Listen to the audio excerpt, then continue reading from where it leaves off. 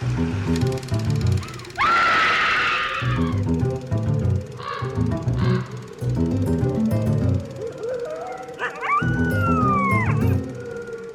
and welcome to Scream Scene, the horror movie podcast where we watch every horror movie ever made in chronological order, and then we rank them from best to worst. My name's Ben.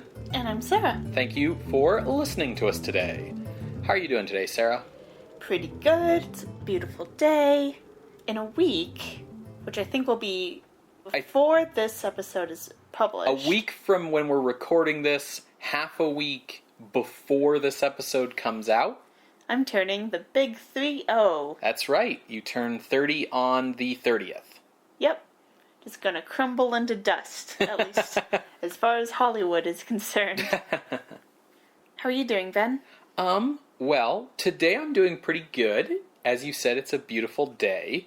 I will admit that, here in COVID times, how I'm doing seems to be very unpredictable. Sure. I can be doing very well, and then later in the day, not well at all.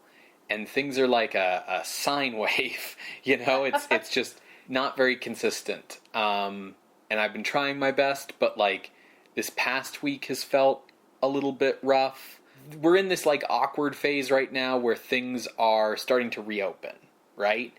But everyone is making their own choices about how far they want to go and how far they feel comfortable going. And, there's recommendations and guidelines from the government to follow, but there's also, personal choices you have to make, right? And, people have been making those personal choices all along, but, back in April, if someone was like, oh, yeah, me and, 3 friends had, a sleepover where we, exchanged one water bottle between the 3 of us for 12 hours. You can just say had an orgy. I would have judged you pretty severely, right? Yeah. But we're getting into this weird phase now where it's am I weird for wanting to be careful? You know what I mean?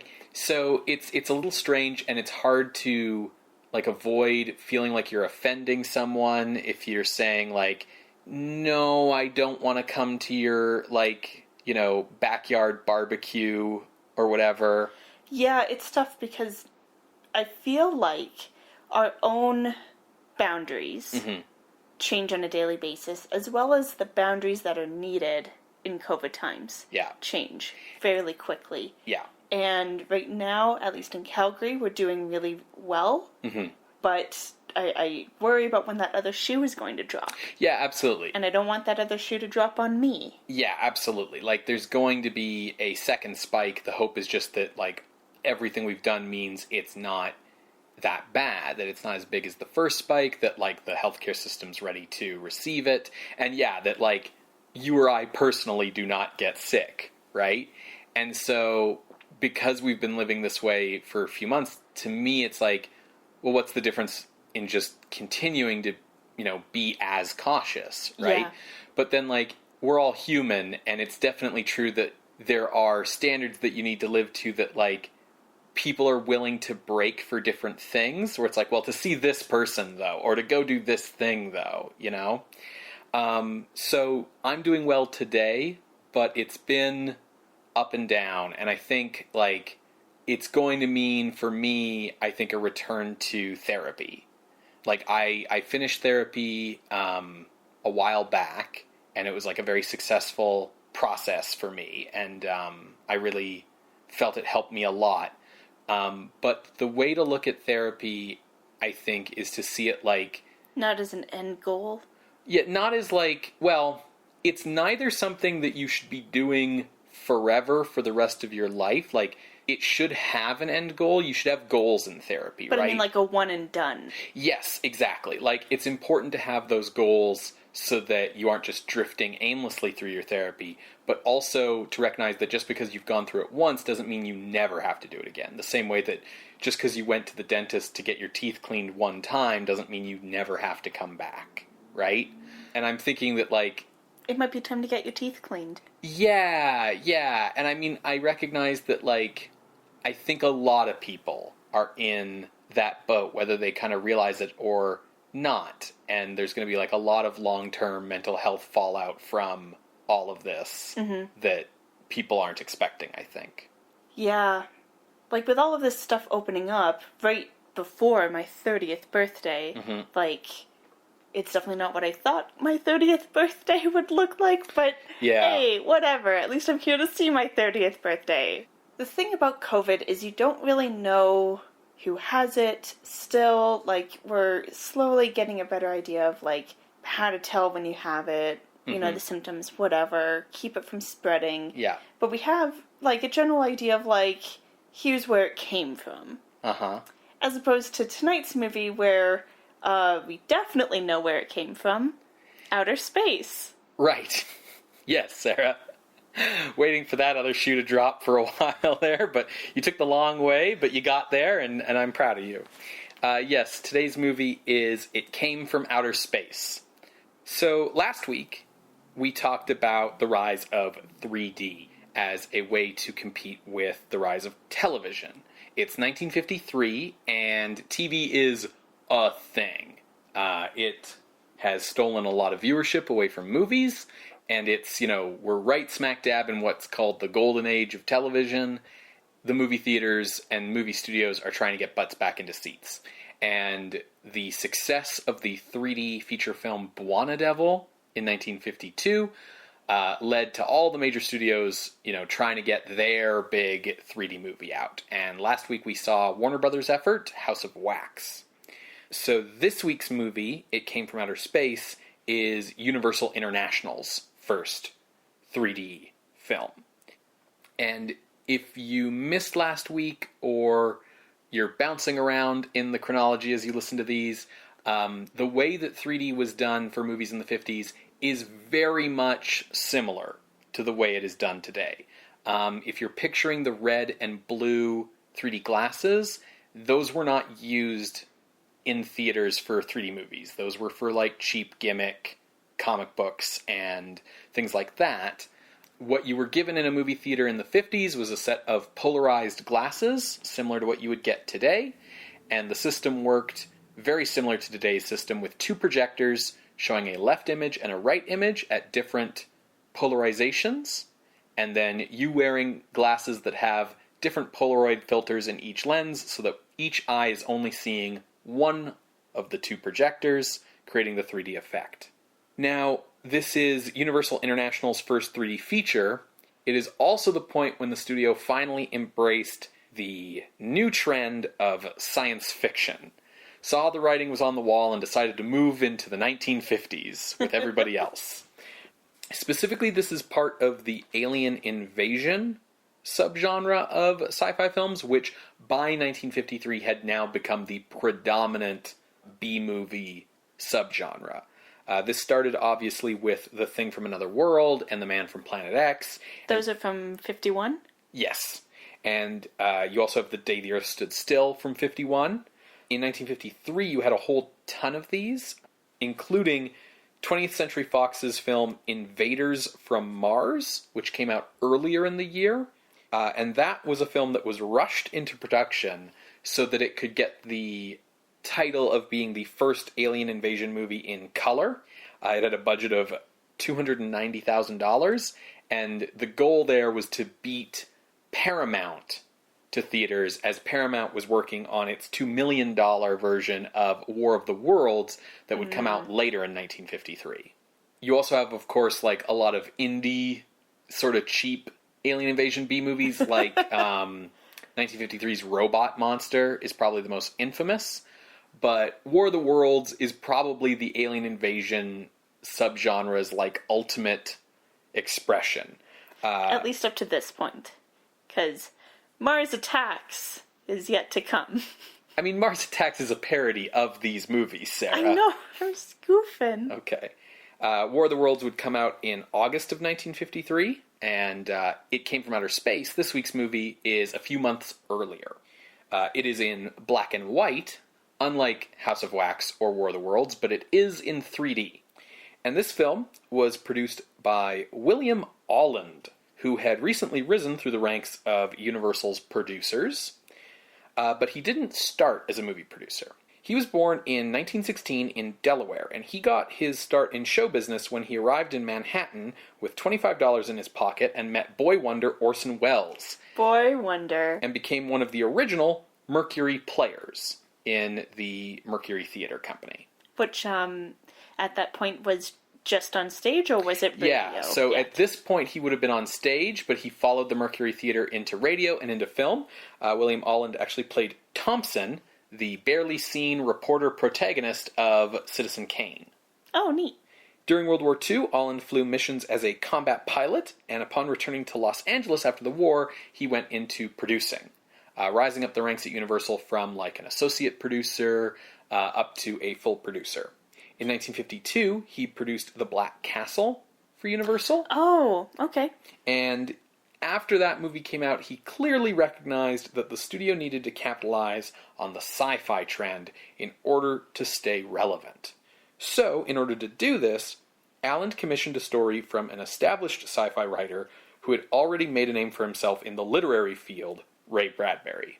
Yeah, Ray Bradbury, he's one of the ABCs of sci-fi, Yeah. I think you told me once. Yeah, Isaac He's the Asimov, B. Ray Bradbury, Arthur C. Clarke are the ABCs of science fiction. Yeah. I think this is the first time that I've talked about an author on the show who died in our lifetime. Sure, fair enough. Like, yeah. so many other people that were, like, born in, like, the 1800s or whatever. Mm-hmm. Ray Douglas Bradbury was born in 1920 in Waukegan, Illinois, and he lived to be 91 years old until 2012, when he passed away. Yeah, that's really recent. Yeah.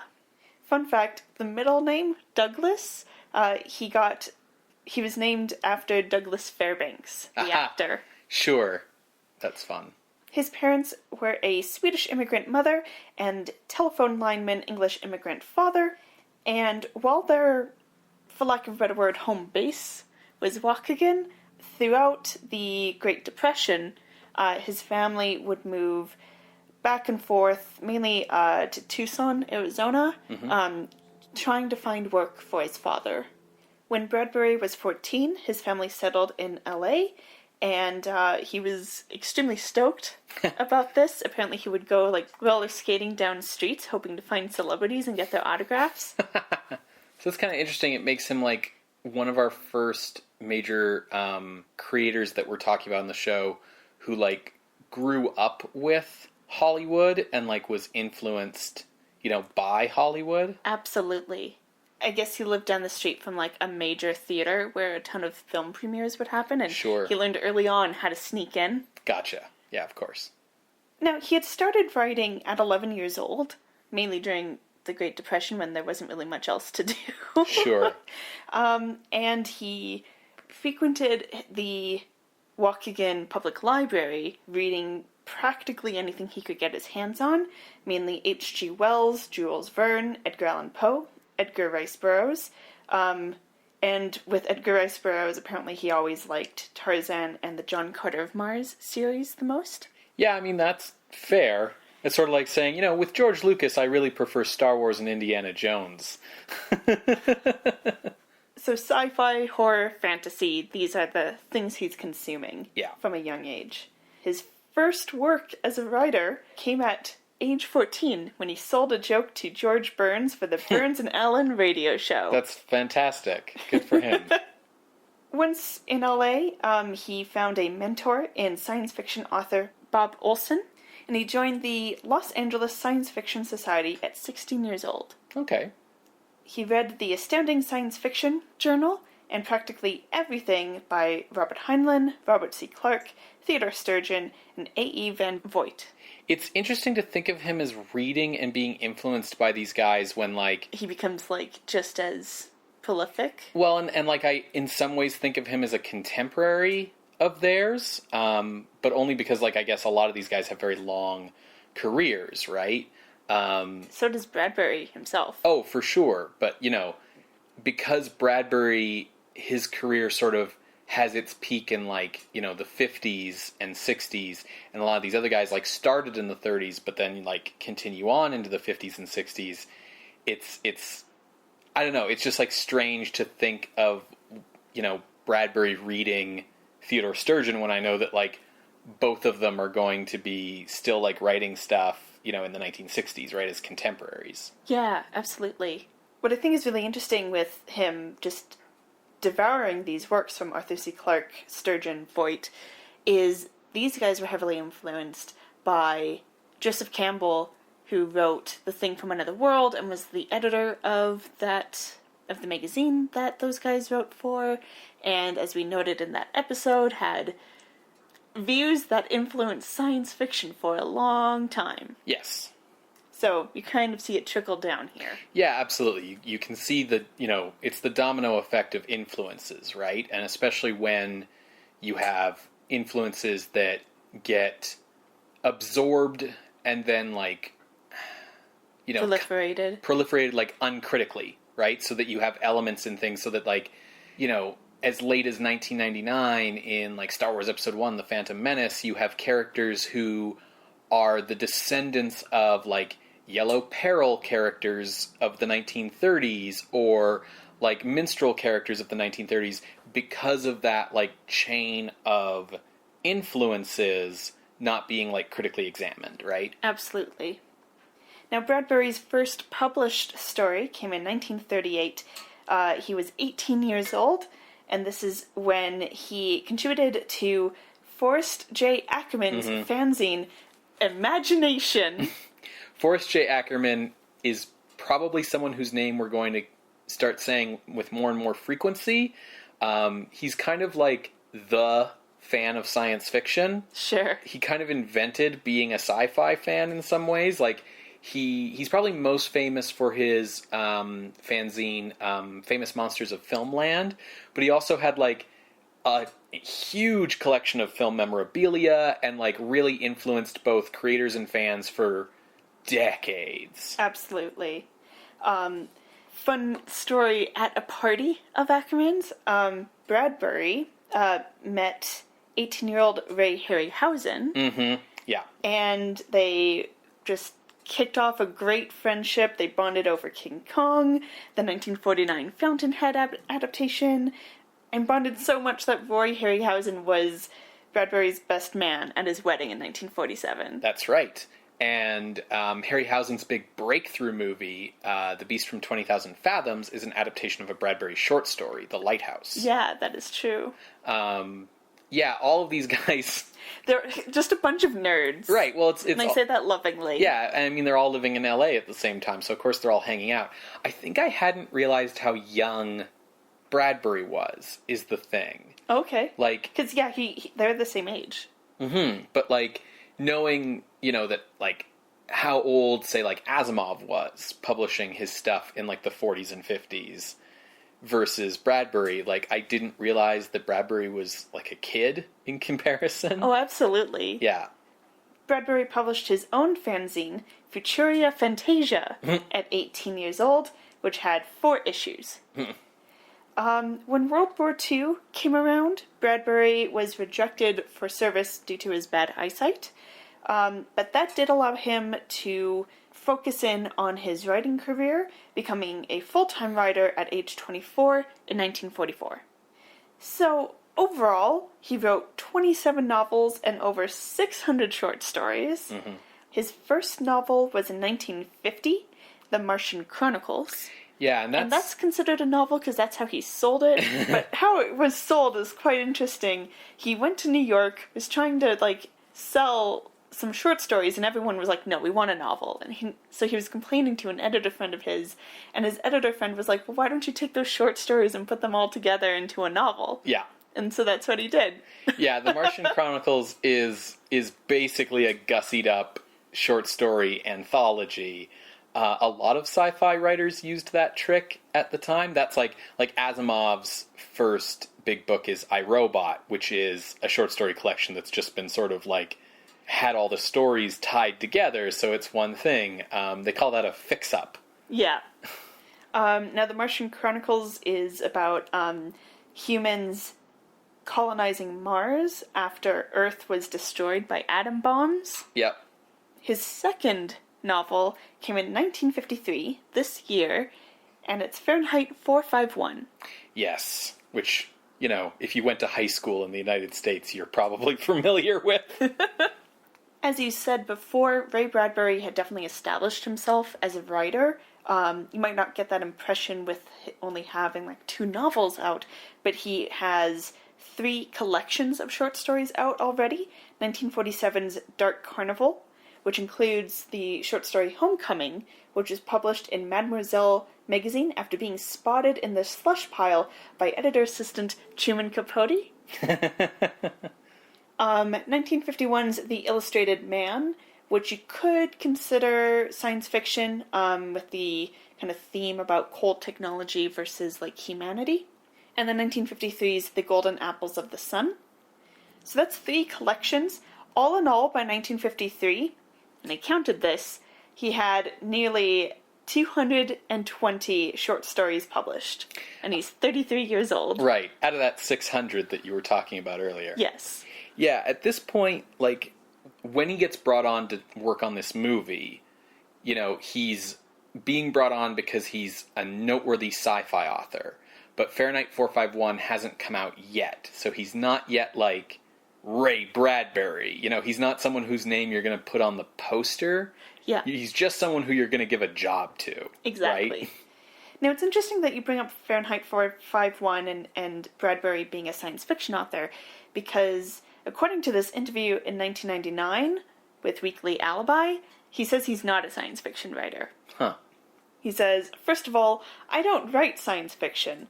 I've only done 1 science fiction book, and that's Fahrenheit 451, based on reality. Science fiction is a depiction of the real.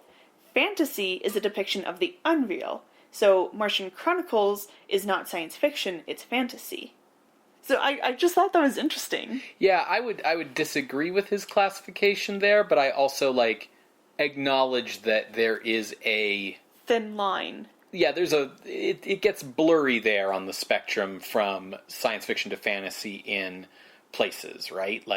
You come around to things like, what do you call Star Wars, right? Yeah, a lot of people would call that space opera, but you could argue it's science fiction because it's space technology stuff. There's robots, which is a similar thing. But and you hear the term, you feel the difference between Star Trek and Star Wars. They're clearly 2 different things. Yeah. You hear the term science fantasy being thrown around. As I said, he passed away in 2012 at 91 after kind of a long illness. He had a stroke in 1999, but 91 is a pretty good age. Yeah, for sure. Yeah, and he was still publishing stuff all through, even in 2004, in the mid-2000s, he's a prolific guy. He has a very long career. He's a big deal. He's a big deal. Ray Big Deal Bradbury. Mm-hmm. So, as you said, he was commissioned to write this story. This isn't a direct adaptation of one of his works. Apparently, the working title for the story that he wrote was The Meteor. But as that story exists for Bradbury, it's not published anywhere, it's not included in any collections, so it's, that was just the title for what he submitted as a treatment. Mm-hmm. There are people who suggest that that story later became the short story A Matter of Taste, which was a short story unpublished until its inclusion in the 2004 collection, The Cat's Pajamas. Now, it's the only science fiction short story in that collection, and it's pretty late in his life, so I suspect it was oh, hey, we haven't published this thing yet. Let's put it in here. And it's about a planet of spiders. 7-foot-tall spiders. Peaceful society, but they're all spiders. And these human astronauts land, and they are going to make first contact with these spiders, but are repulsed because they're fucking spiders, Ben. Right.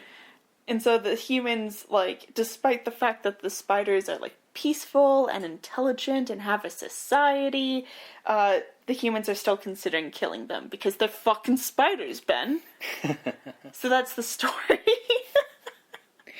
Yeah, I mean, which makes me concerned about what it is that came from outer space. Well, because if it's a fucking giant spider, we're going to have some problems, Benjamin. There's no spiders in this movie, Sarah. Okay. At least no giant alien spiders. Okay. But You are very much proving Bradbury's point in that story, and I know. The central element that gets used in this movie, which is the human capacity for irrational fear based on something looking strange or not attractive.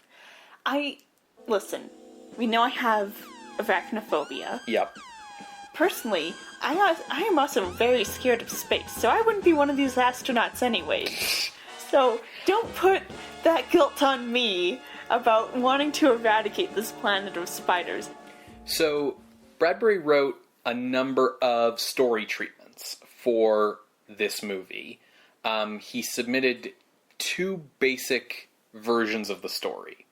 One with malevolent invading aliens, and another with aliens who were neither the malevolent aliens of, like, Thing from Another World, nor the benevolent aliens of Day the Earth Stood Still. They were just aliens, and they don't really care about us one way or another. And that was ultimately the idea the studio went with, which Bradbury was very happy about because he felt it was the more interesting of the 2 ideas. He wrote, as I said, a number of versions of the treatment, and the thing to understand, if you don't know what a story treatment is for film, it basically reads like a short story, just usually without dialogue, except for maybe, like, important, significant lines, but it's written in prose. It's not written in, like, a screenplay format. And so Bradbury wrote that, was paid, I want to say like $3,000 or something like that for it, and then screenwriter Henry Essex was brought in to flesh it out into a screenplay. Now, Bradbury's story treatment was so long and so detailed and so fleshed out already that Essex would later categorize his role as simply being like someone who came in, put it into screenplay format, and added dialogue, essentially. But Henry Essex is actually someone whose writing we've seen before on the show. He wrote the story for Man-Made Monster way back in 1941, and he had to put his writing career on hold for World War II. After the war ended, he returned to writing and wrote a number of late 1940s noirs, and also directed his own script for the 1953 film noir Mike Hammer film I, the Jury. The directing job for It Came from Outer Space fell to 37-year-old Jack Arnold, who was best known at that time for his documentary filmmaking. Interesting choice, then? Arnold had started out as an actor, studying at the American Academy of Dramatic Arts and appearing on Broadway beginning in 1935. But when Pearl Harbor was attacked, Arnold abandoned the stage to enlist in the Army. He was assigned to the Signal Corps, where he was placed under the wing of legendary documentary filmmaker Robert Flaherty and given a crash course in cinematography shooting military films. Arnold would go on to direct a number of documentary shorts after the war ended, which ultimately would lead to a documentary feature film called With These Hands, about factory working conditions in the early 20th century, which was nominated for an Academy Award for Best Documentary Feature. He was then hired by Universal Pictures, who put him to work directing the B film noir Girls in the Night. It Came from Outer Space would be Arnold's second fiction feature film.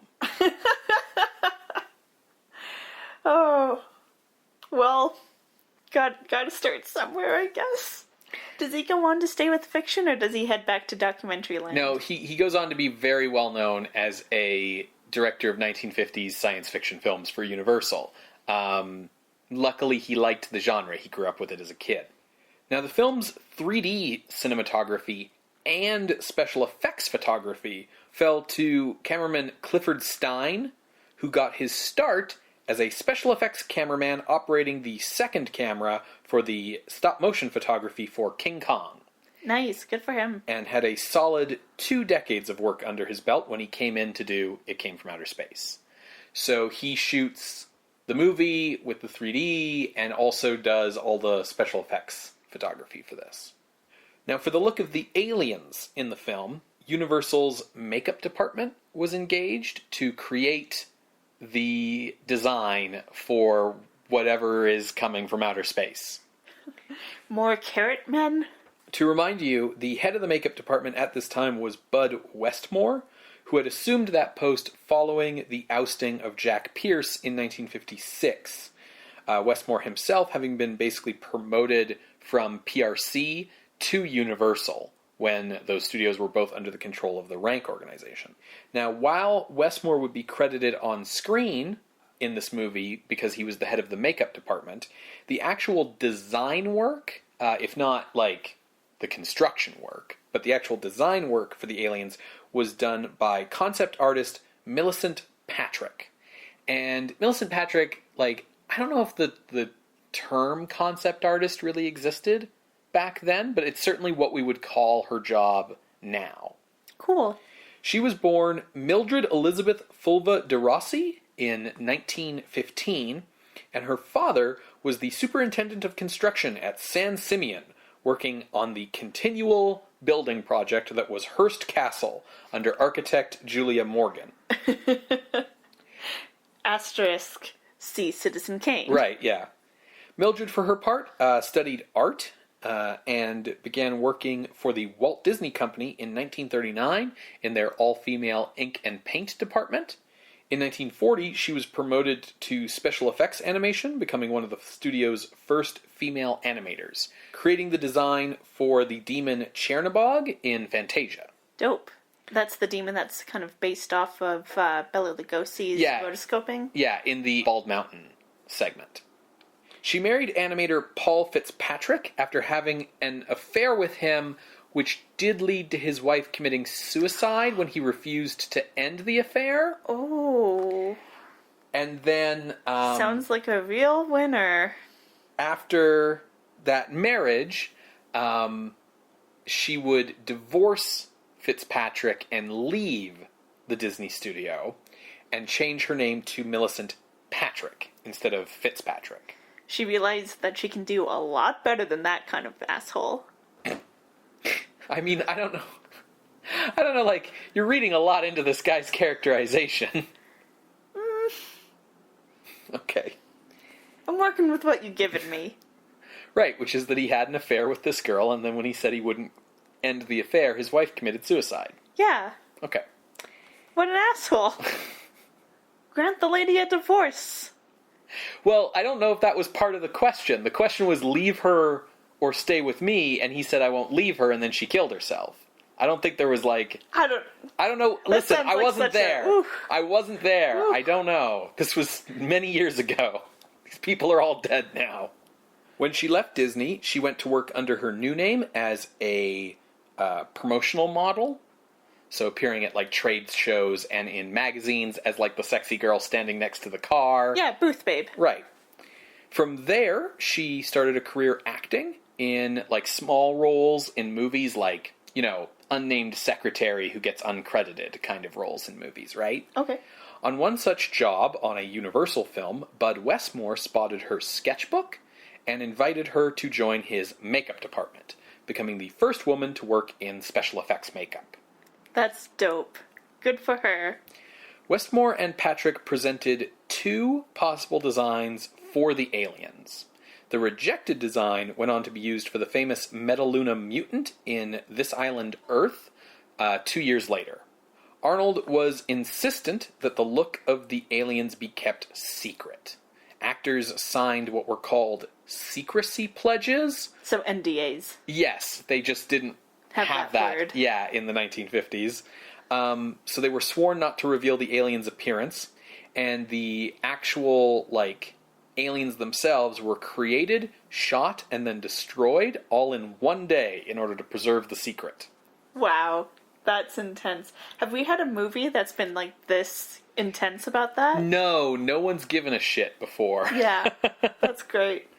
The film's lead actor is Richard Carlson, who played the romantic lead in The Amazing Mr. X back in 1948. Since then, he's appeared in a number of films, including the 1950 remake of King Solomon's Mines and the indie sci-fi film The Magnetic Monster earlier in 1953. He just likes to be called Magneto, guys. Carlson's co-star, 26-year-old Barbara Rush, had made her screen debut in 1950 and also appeared in the 1951 sci-fi epic When Worlds Collide, produced by George Pal, but it was her role in this film that earned her a Golden Globe for Most Promising Newcomer. Nice. She would go on to a very long career in television. Most recently, she was one of the grandmothers on the TV show Seventh Heaven. Oh, God. That show isn't still going, is it? I don't think so. Okay.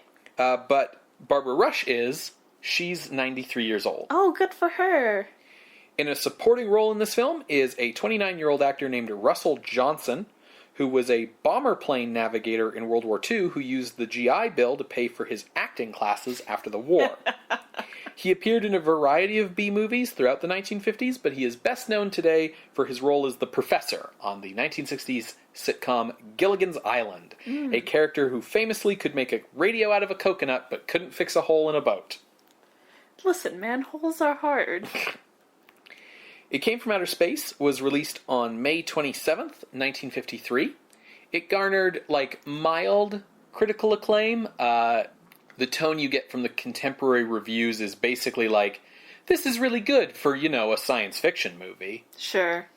But it was a box office success, making $1.6 million against its budget of $800,000. Today, it is available on Blu-ray in 2D and 3D from Universal, and you can also get it on iTunes, Google Play, and YouTube. So this is maybe a good point for me to put it out there. We've had the discussion in the Thing from Another World episode, and Man from Planet X, but obviously right now there's going to be a lot of discussion of is this horror or is this sci-fi? Or is it both, which it can be. Yeah. How do you know that this is horror versus some of these other science fiction movies you've pointed out, like When Worlds Collide or whatever? Well, a lot of this is you have to evaluate it on a case-by-case basis, right? And it comes back to what we've talked about over and over again on our show about, what's the emotion the movie is trying to elicit? Is it a movie about fear? Is it a movie that's trying to make the audience afraid? Is it, trying to scare us? And if so, how, right? And are the characters people who are, enduring or surviving, a harrowing situation? Or are they, Flash Gordon with a ray gun on his belt going out to shoot Ming the Merciless or whatever, right? A lot of these films, though, blur that line, right? Some of these films have monsters in them, This Island Earth, because the aliens are usually portrayed as monstrous. But just because the alien is portrayed as monstrous doesn't mean it's horror if it's more of an adventure story, even if the alien itself is supposed to be scary looking, right? So a lot of this has to be judged on a case-by-case basis, and we'll probably get it wrong here or there and have some movies that end up on the miscellaneous list because of that, or we might skip movies that listeners are no, that should be horror, and that's what the appeals box on the Tumblr is for, right? If we were doing a podcast on the history of sci-fi movies, we would definitely be covering 100% of these, but we're doing horror, and not every 1950s sci-fi movie is a horror movie, but not every 1950s horror movie is sci-fi. It's definitely a decade where those two genres are intermingling. So, why are we watching this movie? What is it about this movie that you've seen so far that tells you this is horror? This is a movie about the reaction that these people have to the presence of aliens among them, which is a reaction of fear and paranoia. Okay, cool. Hey, for fear and paranoia social context setting, check out our episode on The Thing from Another World, where I talk about the Cold War. Oh yeah, the Cold War's happening right now? If you didn't know, it's 1953. Look up the Cold War. Yeah. Or, listen to episode 155 on The Thing from Another World. Mm-hmm. In the meantime, Ben has told you how to watch It Came from Outer Space, so hopefully you can watch along with us. You're going to hear a brief musical interlude, and when we come back, we will discuss It Came from Outer Space from 1953, directed by Jack Arnold. See you on the other side, everybody.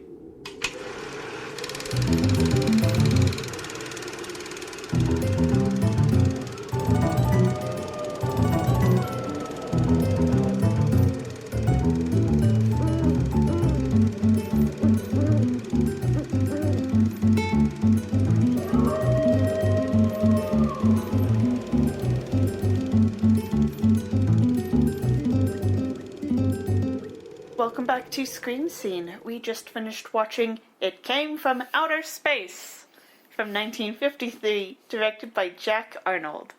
Ben, what did you think? I have kind of mixed feelings, to be honest. But I will say, if you have a picture in your mind of what, like, a 1950s bug-eyed monster, outer space invasion, sci-fi B-movie is, and you want to watch a movie that, like, matches that picture, like, scene for scene and line for line, this is probably your movie. Yeah, I think the alien design isn't bug-eyed monster in quite the same sense that someone might imagine. Sure. It's something that you would not expect, I think. That's true. But I think, like, this definitely feels like the template for a certain kind of movie. Yeah, I would agree with that. Which is sort of an odd thing to say because I think this movie actually kind of copies a movie we've already seen, kind of like beat for beat. Which movie is that? Man from Planet X. Oh. But yeah, we can kind of talk about that more later. But let's talk about the story of It Came from Outer Space first. And listener, maybe you can spot the similarities as Sarah tells you the story. Well, spoiler alert, it came from outer space. Right. To set the scene, we are in Sandrock, Arizona. It's a peaceful town, and out on the outskirts is amateur astronomer and author John Putnam. Mm-hmm. He's having a cozy date night with his girlfriend Ellen when a large meteor crashes into the desert. Now, a neighbor of his is a guy who has a helicopter. So they go to check out the crater and see what happened. Because it lit up the night sky. It wasn't just a falling star. Now John goes down alone, and he finds a spherical spaceship that looks kind of like a golf ball, maybe, or a soccer ball. Yeah. Just kind of like that. And it's right into the side of the crater. And he also finds what looks to be a trail of glitter leading out of the crater. When he finds the spaceship, the door closes, and whoever closed that door just kind of slammed it shut, like, oh shit, someone's coming, because it causes a landslide. Now, this landslide covers the ship, so when everyone else arrives, they don't believe John. They think maybe he has been hit on the head with one of these rocks, and he's kind of mocked by the local sheriff and reporters. Ellen isn't really sure whether to believe John or not, but she tries to help investigate what's going on anyways. As they were driving, they run into some local telephone linemen, which, if you recall, that's what Bradbury's dad did. Right. Out in Tucson, Arizona. Yes. And one of them is hearing, weird sounds on the telephone lines. We don't get to hear what those sounds are.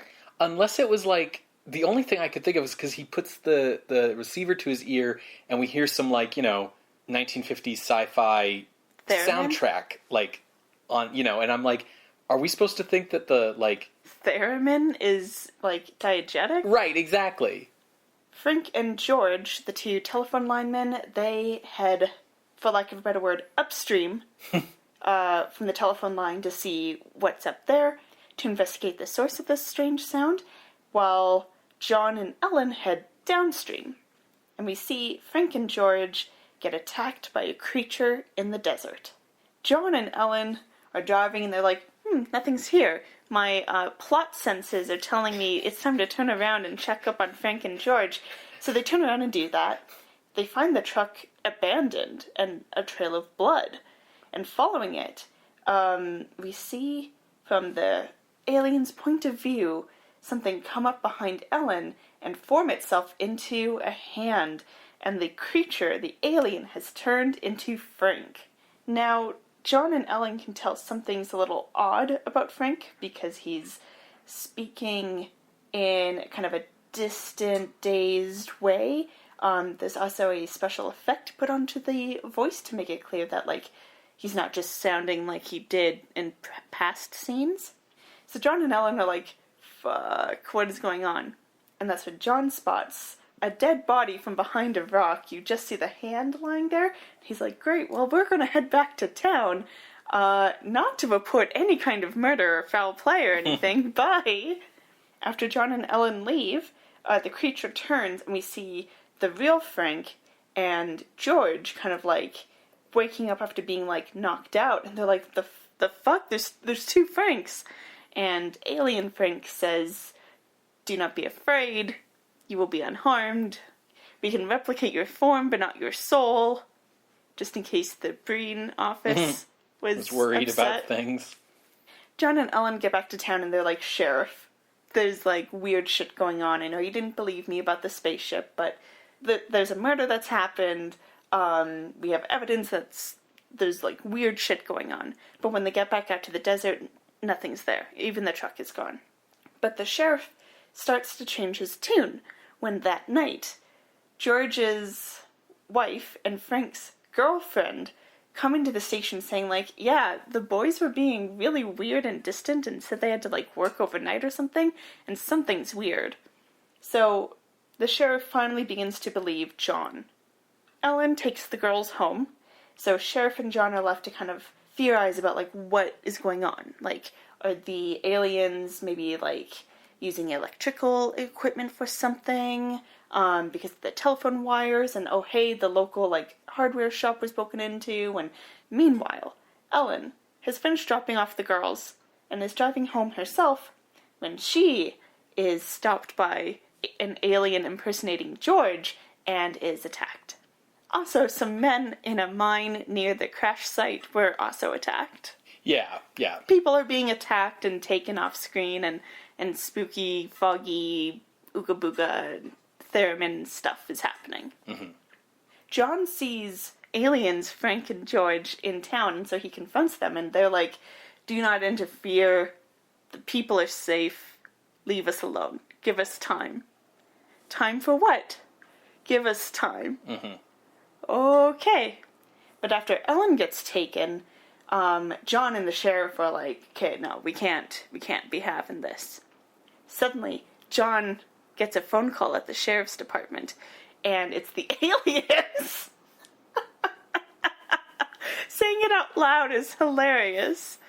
It's the aliens saying, come meet us in the desert, blah, blah, blah. So he does, and Ellen, who is suddenly now in a black, sexy, slinky dress, takes him to the mine, and in the dark, we hear the aliens explain, like, we're repairing our ship, give us till, like, the next day, and we'll be out of your hair, and everyone is fine. And John's like, well, how am I supposed to, like, tell everyone that everything's fine unless, like, I have some assurances? Like, at least show me what you look like. And the aliens are like, nah, bro, you don't want that. And John's like, no, I think I do. So then the alien comes out, and you see the alien, you've seen the alien throughout the movie, but this is kind of like the time to see the alien. Anytime that we've seen the alien, you see a single eyeball first, and then it kind of moves towards the camera, out of the darkness of the mine, and you see the rest of the body, and it kind of looks like a big Dungeons and Dragons beholder, but instead of tentacles, it's long gray hair, like a big gray old beholder. And it's either like floating, or if it walks with the hair. And when it has been attacking people, we have seen like a fuzzy white hairy arm or like gassy arm come around the people. So it's clear that like they're maybe part gaseous. Yeah, that was kind of the impression I got. Yeah, but definitely something that you would not be expecting. It's really effectively like Alien. It's not absolutely, something with 2 arms and 2 legs and a bumpy forehead. Like it's a totally bizarre alien design, which was really cool. Yeah. So John makes it back to the sheriff, and he's like visibly shaken from what he just saw. And he's like, okay, Sheriff, like, we just gotta give them time, like, it'll be fine. And the sheriff's like, yeah, but... And John's like, don't worry about it. Back at the sheriff's office, sheriff's like, nah, man, I can't work, like, I can't take it anymore. I'm mad as hell, and I'm not gonna take it anymore.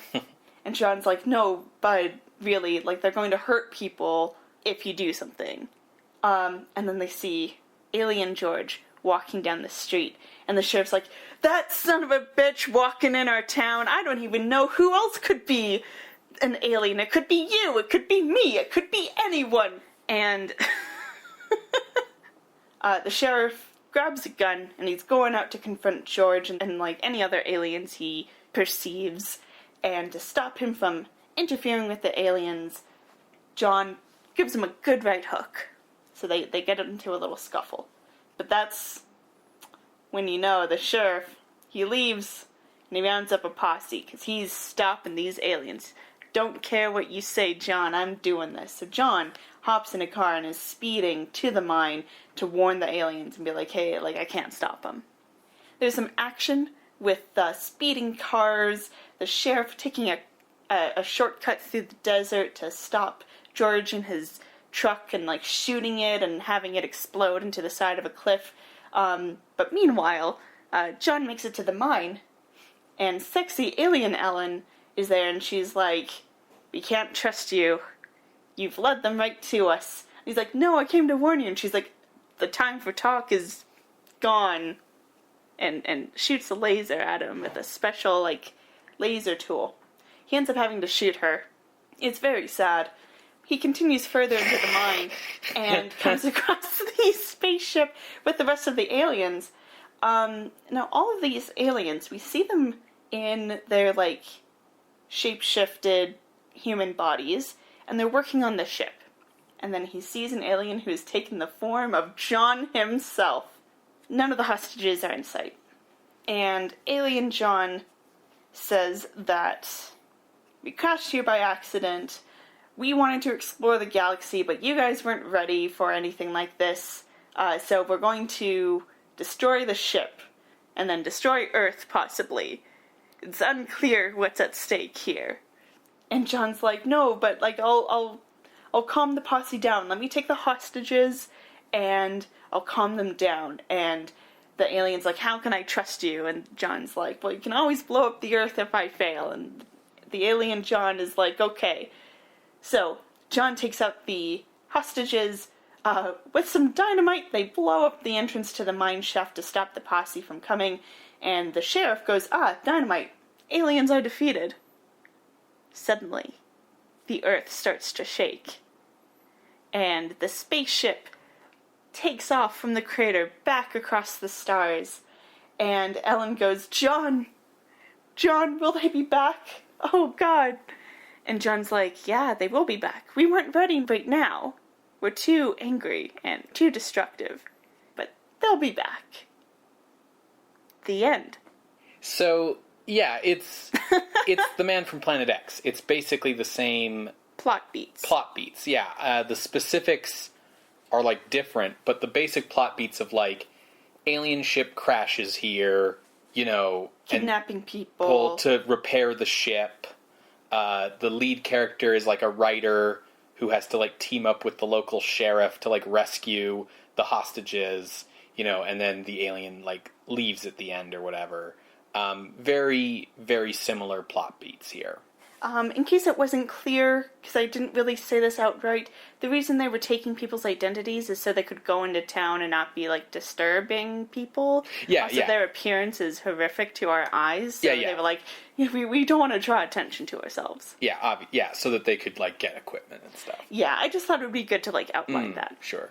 Yeah, I have kind of mixed feelings on this movie. I think there's a lot of really cool stuff in it. I think, as we already said, the design of the aliens is really impressive. I really like the point of view shots we got with them, because it's kind of like, you know, we're following them, but over the lens, like over the camera, is almost like a lens as if we're looking through, like some kind of, like, goggles or something. I mean, I think it's supposed to give us the sense of, because the most noticeable design element on the aliens is their big central eye, So I think it's just supposed to, like, let you know, like, hey, we're seeing out of that big central eye. Yeah, because it's just kind of like a bubble over the lens. And I feel like that would be very effective in 3D, because that you could make that feel closer to everything else. Yeah. Yeah, and then when the alien's coming at you, that eye comes first, you know, before everything else. And yeah, the effects around the alien are really good. The use of the 3D,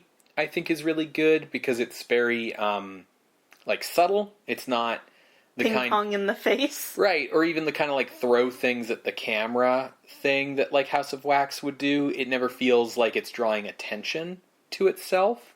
Yeah, it feels like it would be just a natural enhancement of what's going on rather than the point. Yeah.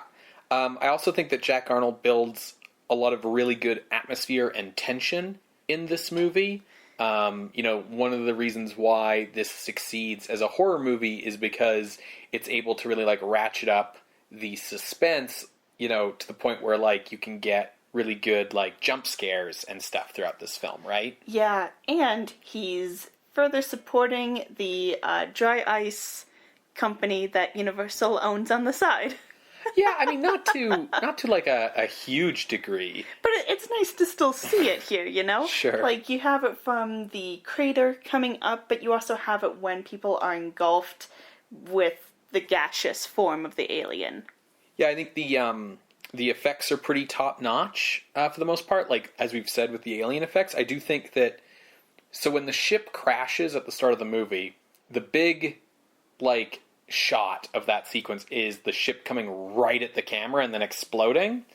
And obviously that's like a big 3D gimmick shot. I think, unfortunately, it is like the jankiest shot in the movie because it's just like... It just looks like a... ping pong with sparklers all Yeah, it looks like a it. ping pong ball that they stuffed full of, like, firecrackers and hung from a string and, like, swung into the camera, right? Yeah, and it happens very quickly, so it looks like there might be a dorsal fin on the ship, or that could just be where they've connected the string to it. Yeah. You can't tell, and I tried to look when, like, the ship takes off, and you don't get a close enough view to see if it has a dorsal fin or not, so... I think because of all the light coming off of the ship as it like is coming towards you and explodes, I think that's why they couldn't quite hide the string. It's not like a terrible shot.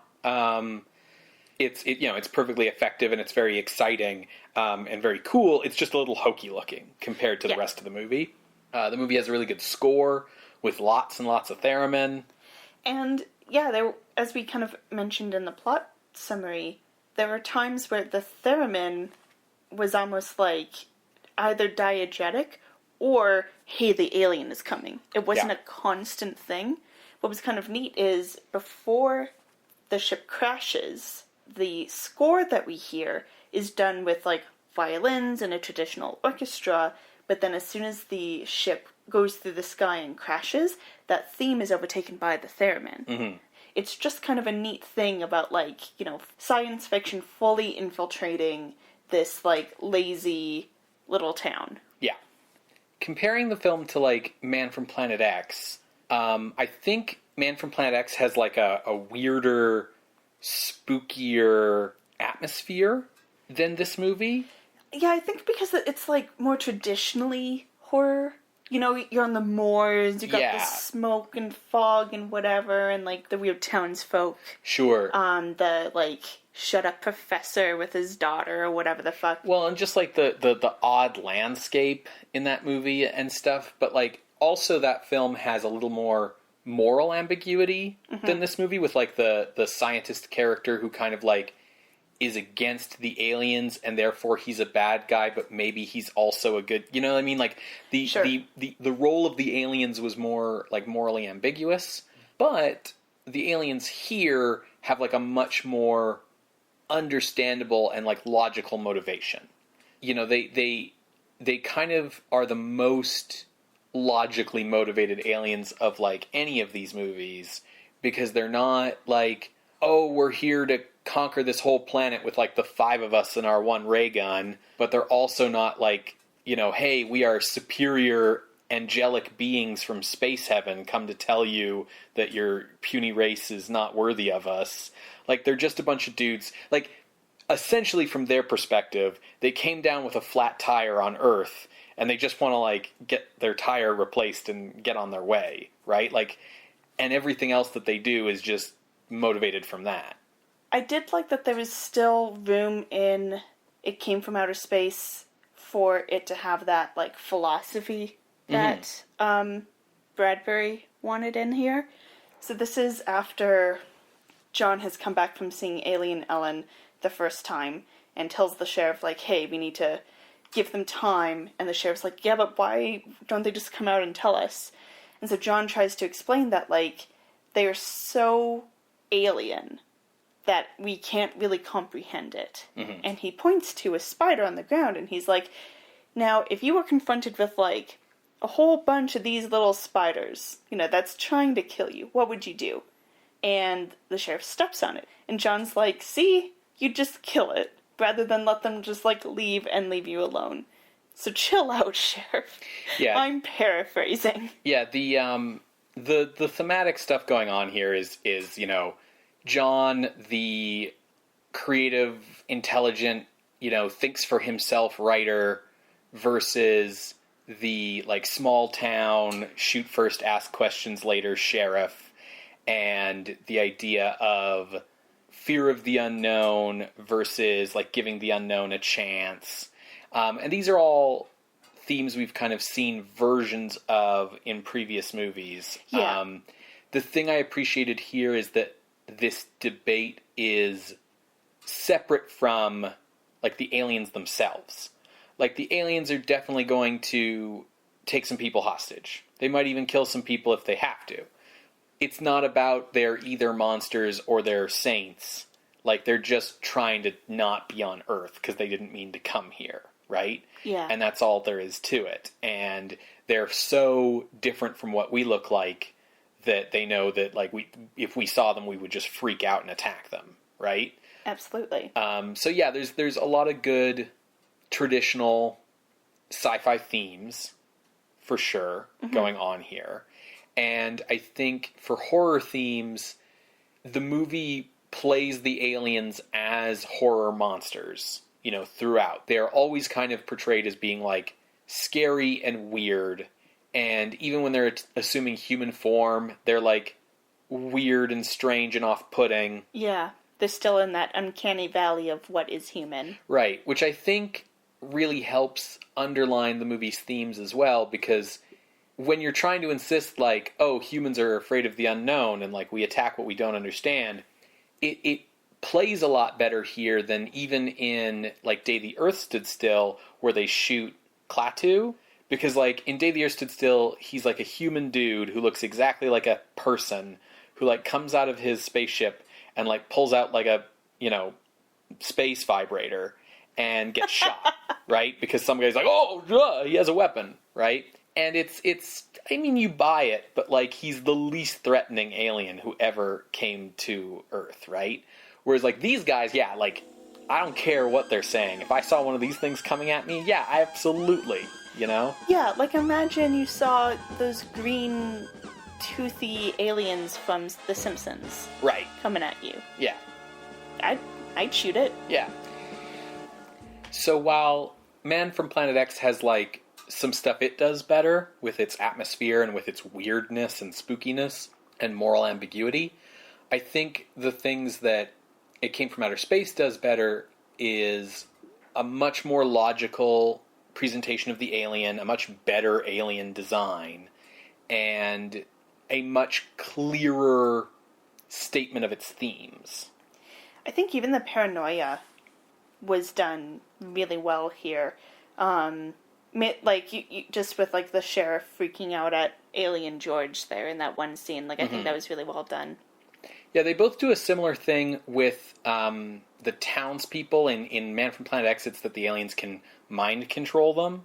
And so they're taking people from the town to repair the ship. And here it's they can assume their forms, but they're also, whoever's form they're assuming they're taking as, like, hostages. Yeah, right? So you don't have, like, two of them. Yeah. The thing that kind of lets me down with this movie is the script and the cast. You know, with the cast, like, the sheriff and John definitely did probably the best work here, but it's not really stand out. It's not revolutionary. It's like, it's doing it, but okay. You know, for me, the best performance in the whole cast, in the whole movie, is actually Russell Johnson when he's in the first scene where the telephone linemen have been taken over by aliens and they're talking to them out in the desert, and John thinks one of them has been killed, right? So Russell Johnson's playing the alien, playing his human character, right? Yeah, and that's the best performance in the movie, in my opinion. The problem with everybody else is that all of these characters are, like, completely one note. Yeah. Right? Richard Carlson's putting a lot into making John appear, like, desperate and frazzled, but there's not a lot to really hang on to John Putnam. He writes articles and lives in a house in the middle of the desert, is an amateur astronomer, and according to the sheriff, like, nobody in town likes him because he's different and new and thinks for himself. But we also don't really see any of that. Right. Like, the only people we see John interact with other than the sheriff and Ellen are the telephone repair guys, and they're, like, super friendly. Yeah. It's like, hey, how's it going, John? And the reason why the sheriff is already a little cold towards him is because he's his romantic rival. Yes, for Ellen. Yeah, exactly. So it's kind of hard to get a sense of, like, how we're supposed to be reacting to John. And John himself, like, as a character, there's just not a lot here. Like, he doesn't like the fact that nobody believes him. But he's also never really willing to, like, explain himself well to people. He just wants them to, like, immediately believe him or come with him for him to show them a thing that by the time they get there isn't there. Yeah. Right? Rather than, like, explaining things to people. And I feel like if the aliens had also just explained in the first place, like when John first confronts them. Right. Like, we're just preparing our ship. We'll be gone in a day. Yeah. Chill. Yeah. It's definitely got that, like, B-movie problem of, like... driving everywhere. Yeah, where most of the story is taken up by people going back and forth between two locations. In this case, the town or the desert. Yeah. They do have some cool driving shots. Like, they were like, hey, we got a helicopter, let's use it. Yeah. So there are some cool stuff with that. And, I mean, the landscape is pretty cool. You are able to tell whenever they are, like, suddenly on a set. But they're on location for, like, a lot of it. Yeah, which is nice. It's just that, like Ellen's personality trait is that she supports John, right? Yeah. The sheriff's personality trait is that he doesn't support John. Right, exactly. You know, everybody else is a plot point. Like, there's not a lot here. And then, as you kind of point out in the plot summary, like, characters just do things sometimes. Like, instead of going about things the most, like, logical way, they'll do things because that's what the script needs them to do at that time. Yeah, which is surprising given that, like, I mean, it had the treatment from Ray Bradbury, and then it had another guy come in and write the screenplay version of it. I don't know, I feel like enough people put their hands on it that it should have been something a little better. Yeah, we know that Bradbury's a good writer. Like, that's evidenced. So, you know, the thing I have to conclude here is, like, it's tough because Bradbury wrote the story, but the story is just Man from Planet X. And then Henry Essex came in and did the dialogue, and the dialogue's terrible. Yeah. The dialogue's, like, exactly that kind of, like, weird, declarative, yet empty, like, non-speak that gets that gets parodied when you see people make fun of old 50s sci-fi movies, right? Like, where people just sort of say things that, in terms of their, like, tone or intensity, don't really match, like, what would be appropriate for that scene. Like, someone saying, like, those fools, and then, like, someone else replying to them being like, oh, well, you know, they're just scared. Oh, well, you're probably right, dear. Like, you know, like, people just, like, emotions not really tracking through scenes. Yeah. And dialogue that just sort of sounds almost like written on autopilot. Like, all of the lines of dialogue in this movie feel like placeholder dialogue. that's waiting for another draft to come in and turn it into something that sounds like real speech. Yeah. And there's, the final line from John that's basically just your standard, keep watching the stars line. Like, a lot of this feels really formulaic, really paint by numbers, at least in terms of the dialogue. Yeah, I mean, I think paint by numbers is a great way to describe it, which is strange because we've only seen 3 of these so far, right? But that's exactly what it is. Like, the only thing that is really making this exciting, for me at least, is the way that the atmosphere and tension is controlled and the alien design. Yeah, the movie making around this is good. Yeah. But, like, you really get the feeling that, like, in lesser hands, this would have been bleh. Yeah. The thing that elevates it, really, is just, like, the fact that Universal put some money into this, and they were kind of forced to put some money into this, because, they're doing something, at least for them, that's different, and that means they can't, we're not in vaguely historical Europe anymore. We don't have castles. We don't have sets that are just pumped full of dry ice. We have to be in contemporary America. We're not... Yeah, trash those sets, build some new ones. Right. We have to go out to the desert and get location shots. We have to, we're doing totally new things. It's a spaceship, so we can't just reuse the Frankenstein sets or whatever, right? We have to build this alien out of nothing. We can't reuse the Wolfman score for the millionth time. We have to put some new fucking music in a movie for once. You know what would be funny? If, it actually was the Wolfman soundtrack, but with theremin. Sure. I think just, like, the thing that makes this movie feel refreshing is that it's Universal doing something that's new for Universal. Yeah. And they're putting a lot of, like, they're putting their best foot forward, in doing that. And so they're doing a really good job of doing a movie that is, like I said at the top, kind of formulaic and hokey, but it is still in some ways the Universal formula.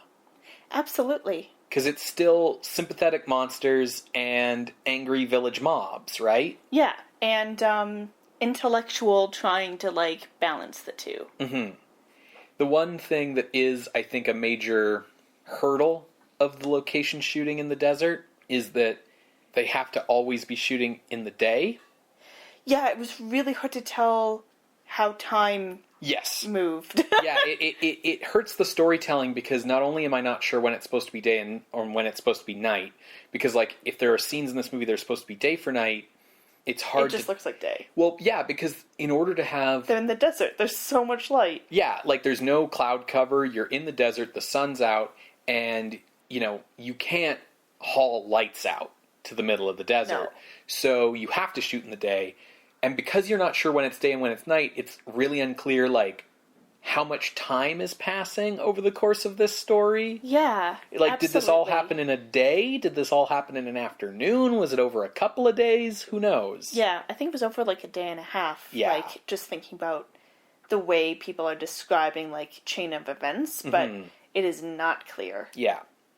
Well, I'm ready to move on to ranking if you are. Yeah. This movie, yes, is derivative of Man from Planet X. There are some things that I think it did better, and I think it does horror very well. So it's definitely going on the list. Yes. And like I said, I'm very impressed with the creature, the alien.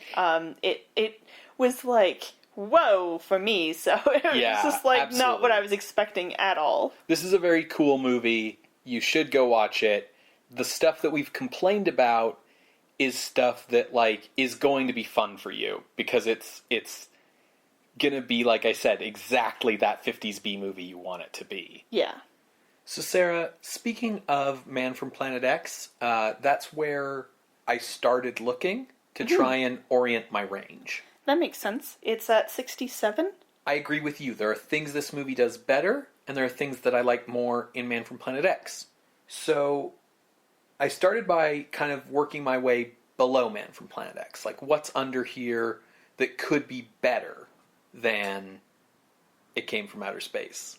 And we have stuff like Murders in the Rue Morgue, here, and interesting movies like The Vampire's Ghost or The Soul of a Monster, which is like a very interesting movie. I like how you're saying interesting, like as if there's like air quotes around it. And then at number 74, there's the 1935 version of Student of Prague. And I think It Came from Outer Space is better than that. It's not as derivative as, the second remake of Student of Prague. And it's... No, isn't that the third? It's the third movie of Student of Prague, which makes it the second remake. Right? Because you'd have a remake, and a re-remake. Yeah. Yeah. So I think it goes for me above that film. It's doing cool new things that movie isn't doing. So I made my floor number 74. That's the lowest I'd put it. Okay. Working my way back up and seeing what's above Man from Planet X, I ended up working my way up pretty high, and I ended up with kind of a big range. Okay. Because I kept kind of going, well, this could be better than that. Like you look up and you're like, well, this could be better than Strangler of the Swamp, or this could be better than Captive Wild Woman. And then you hit the 40s and it's like, maybe this is better than Frankenstein Meets the Wolf Man. And where I finally sort of topped out was at number 44, The Amazing Mr. X. That feels like almost quality-wise really equivalent to this. But obviously, like, this has some really creative stuff going on with the aliens and the special effects. That movie has some really creative stuff going on with the cinematography. Right above Amazing Mr. X is The Black Room, which has way better acting than this movie. So my ceiling, the highest I would put this movie was 44. You realize that's a range of 30 spots. Yes. Okay. So 44 to 74 is where I ended up. The list is getting long, Sarah, and so the ranges are getting long. Where were you looking? Well, I also looked at Man from Planet X at 67. I don't know, that was science fiction with horror tools. This is horror science fiction. Sure. So I feel like already it's going to go above 67 for me. It's not just trying to be derivative. Let me rephrase that. It's not just going, oh, science fiction's the new big thing, I guess we'll do science fiction. Like, they hired a science fiction guy to write it, or at least the treatment for it. Like, they were putting in some effort. Yeah, for sure. And then as I worked my way up, I was hitting this does seem like a problem area of the list, this area of, like, the 50s, basically, where it's, like, a mishmash. Where it's because you start to get into this area of, like, good movies that aren't good enough and bad movies that we liked a lot, right? Like, where that starts to, like, overlap. Like, Valley of the Zombies is this high because it's super enjoyable to watch, whereas The Hands of Orlac is this low because, like, it's paced really weird, right? So you get this weird overlap of good and bad movies. So, because I was thinking about, this is Universal doing something new, my eyes were also drawn to Le Loup de Malvenue at 51, right, where it was, like, the French trying to do a Universal movie. And that's a very interesting film in how it tries to do horror as well as the, like, Sherlock Holmes Universal stuff. Yeah, it's... But I think, like, because Universal is trying to do something new, and it still feels like a Universal film, I was feeling a bit above 51. Mm-hmm. And then I kind of made my way up to The Amazing Mr. X. Right, because you hit, like, Frankenstein Meets the Wolfman and Night Monster and House of Dracula and House of Frankenstein. You're like, well, those are all crap, and you just kind of skip them, and you end up at, like, 44, right? Yeah, I mean, like, looking above The Amazing Mr. X, there are some things that I think would be kind of interesting to compare this to, but the highest I would ever go is, like, 38 with Son of Dracula, Freaks, The Devil Commands. I think that you could make the case that It Came from Outer Space is, like, on par with some of those, but the ones above that, from, like, 37 up, there's, I don't know, this whole area is kind of a mishmash, isn't it? A little bit. But, okay, so I'm just going to say, if we think about how this movie, like, buys itself, some of these movies, like, 34's Dead of Night, it tries to, like, be like, ho ho, but we're just having fun here with that one golf story, and, like, try to not take itself seriously. The Devil Commands takes it seriously despite everything. The Man They Could Not Hang takes it seriously. And The Black Room takes it very seriously, and is a fantastic movie. It Came from Outer Space, I feel like because it is so formulaic, paint by numbers, whatever, I don't get the sense of their conviction in the same way that I do from, say, The Black Room. I'm not saying it doesn't have conviction. I'm just saying it through as clearly as some of the other movies we've seen, like even House of Wax. It Came from Outer Space is a movie that is better than it should be based on, like, its script. Absolutely. Right? I don't know. So if you compare that to stuff like the Monster Rally movies, which we all just have, like, bunched up here from 45 to 47, like, what's better? A movie that's... I guess that has to put it above those, because, like, It Came from Outer Space is a movie that's better than it should be, and the Monster Rally movies are movies that are not as good as you want them to be. Yeah. Right? You know, I honestly feel like at 45, above House of Dracula, below The Amazing Mr. X, that feels like the right spot to me. Because as you're saying, it's above the Monster Rally movies, and it's below, like, The Amazing Mr. X really, like, goes for it. There are points where it's like, but, like... The Amazing Mr. X has, like, a lot of really good cinematography to speak for it. And there's good cinematography, and It Came from Outer Space as well, but I think the desert setting limits what they can do. Yeah. So I'm totally in favor of that placement. So entering the list at the new number 45, It Came from Outer Space, from 1953, directed by Jack Arnold. And this is our 150th ranked film on the list. What? That's crazy. That's unbelievable. That's so many films. Good job, Ben. I mean, there's also all those unranked films. So yeah, we've definitely done a lot of these. I guess this past March was also like our 3rd year anniversary doing this. So, Hey, go us. Yeah. of the few things you can count on in this universe, there's gravity, time, and scream scene. Yes. If you would like to see this list, you can go to our website, screamscenepodcast.tumblr.com. There you can find links to the other episodes we've mentioned today, as well as our appeals box. If you would like to contest this or any other ranking, you can drop us a line through our appeals box. You can also reach out to us over email. Let us know if you think we should consider watching a movie we might have skipped over, if we've missed a movie, anything like that. screamscenepodcast@gmail.com. And you can also reach out over Twitter @_screamscene. Scream Scene updates every Wednesday on Apple Podcasts, Google Play, SoundCloud, Spotify, and you can also subscribe to the show through your podcatcher of choice using our RSS feed. Leave us a rating or a review on Apple Podcasts to help the show get seen by algorithms, or share us on social media to anyone you feel might enjoy the show. Another way you can help us out is by heading over to patreon.com/screamscenepodcast. If you have the financial means, you can sign up to become a patron of the night for as little as $1 a month, although patrons at the $5 and $10 level get access to special bonus content. And if we hit our Patreon goal of $150 a month, we'll do a bonus 5th episode every month of a horror-adjacent film, so we could look at some of these 1950s sci-fi monster movies that are less horror and more sci-fi, right?